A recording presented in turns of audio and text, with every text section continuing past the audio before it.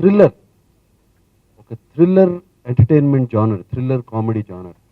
నాకు ఎప్పటి నుంచో ఒక థ్రిల్లర్ క్యారెక్టర్ చేయాలి, ఒక థ్రిల్లర్ అండ్ హారర్ మధ్యన ఉండే ఒక క్యారెక్టర్ చేయాలి, అటువంటి చేయాలని ఎప్పటి నుంచో ఉంది. ఎందుకంటే నాకు చాలా ఇష్టం ఈ థ్రిల్లర్ ఫిల్మ్స్ చూడటం. జనరల్గా నేను థ్రిల్లర్ ఫిల్మ్స్ వదలను. ఓ సాత్ దిన్ అని ఒక సినిమా నాకు బాగా గుర్తు చిన్నప్పుడు, ఓ రాతే అటువంటివన్నీ నాకు బాగా గుర్తు, చూసేవాడిని. అలాగే ఈ ఎగ్జార్సిస్ట్ అని ఇవన్నీ ఇలా చెవులు మూసుకుని కళ్ళు మూసుకుని చూస్తూ నాకు, బట్ అదొక కిక్ వచ్చేది ఆ సినిమాలు చూసినప్పుడల్లా. అండ్ అటువంటిది నాకు ఎవరు తీసుకురాలేదు సబ్జెక్టు, మేబీ తెలుగులో పెద్ద. అండ్ థ్రిల్లర్ అనగానే ఒక ఇన్స్టెంట్ ఇంట్రెస్ట్ క్రియేట్ అయింది కానీ తప్పకుండా వింటాను అని. నేను రాజుగారి గది ఒరిజినల్ ఫిల్మ్ కూడా చూడలేదు, I haven't seen the film to have to be honest. And but Omkar గురించి నాకు తెలుసు, ఎందుకంటే మా టీవీలో మేము ఉన్నప్పుడు, when we were there in Maa TV, ఓంకార్తో నాకు పరిచయం అయింది. ఆయన ఒక గేమ్ షో కూడా నాతో ఈ ప్రజెంట్ చేశారు. అప్పుడు గేమ్ షో బాగా నచ్చింది, బట్ చేయటానికి కుదరలేదు. I know he's a very capable person, Omkar. I've seen his work in TV and all that. And Omkar వచ్చి కథ చెప్పినప్పుడు నాకు చాలా చాలా బాగా నచ్చింది. అంటే ఐ డింట్ ఈవెన్ ఊహించలేదు ఇంత మంచి క్యారెక్టర్ ఉంటుందని. అంటే మంచి క్యారెక్టర్ కాదు, మంచి క్యారెక్టర్ అందరూ అంటారు, ఇంత స్కోప్ వస్తుంది మళ్ళీ నాకు. ఐ కెన్ డూ ఒక ఊపిరిలాగా, ఒక సోగ్గాడే చిన్నానిలాగా, ఒక ఇంత strong character film and lead character in the film వస్తుంది అని నేను ఐ వాజ్ సో ఎక్సైటెడ్. యాక్చువల్గా ఆ రోజున I was very very very excited. ఊపిరి వచ్చినప్పుడు ఇంటికి వెళ్ళి ఎంత ఎక్సైటింగ్గా చెప్పాను. ఇంటికి వెళ్ళి ఫ్యామిలీ అందరికీ, పిల్లలందరినీ పిలిచి మళ్ళీ ఒక బ్రహ్మాండమైన సినిమా నాకు వచ్చింది, నా భలే క్యారెక్టర్ వచ్చింది అని I was so happy. And Omkar అన్నట్టు, రవి అన్నట్టు, it is going to be big films. I mean ఒక హై బడ్జెట్ ఫిలిమ్స్లో, ఒక బిగ్ ఫిలిమ్స్లో ఒక కొత్త ఫిలిం మళ్ళీ తెలుగు వాళ్ళకి. And I'm very happy to be a part of it. I should thank PV, Niranjan and whole technician, whole group. And వాళ్ళలో enthusiasm చూస్తుంటే నాకు మళ్ళీ ఎంతూజియాజం వచ్చింది. గెటప్ ఏంటి, ఎలా చేయాలి, ఇదేంటి అదేంటి ఇవన్నీ స్టార్ట్ అయిపోయినాయి already. And I know our Telugu audience will blesses. వాళ్ళు ఎప్పుడు కొత్తదనానికి ఎప్పుడు వాళ్ళు రెడీగా ఉంటారు చూస్తాకి. ఐ నో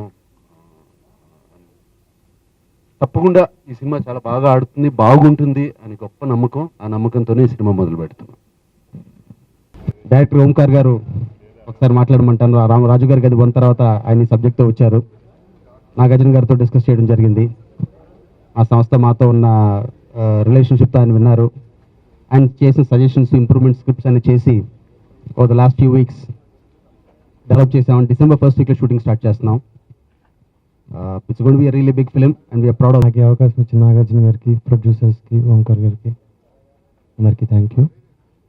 నాకు చాలా ఆనందంగా ఉంది ఆయనతో పనిచేయడం. మామూలుగా ఎవరి గురించన్నా మనం మీటింగ్స్లో చెప్తే కొన్ని పొగడ్తల్లానే ఉంటాయి, ఈయన్ని పొగిడినా నిజాల్లానే ఉంటాయి.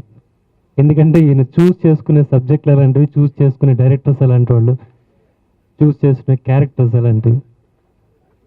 ఆయన ఈ సినిమాలో ఎంచుకున్న పాత్ర కూడా one of it's kind. Cinema start అయ్యే ముందు తెలుస్తుంది మనకి ఈ సినిమా మనకి ఎక్స్ట్రాడినరీగా వర్క్ చేయొచ్చు, ఎలా we can make the whole film make ఎంత కొత్తగా we can make it look అని.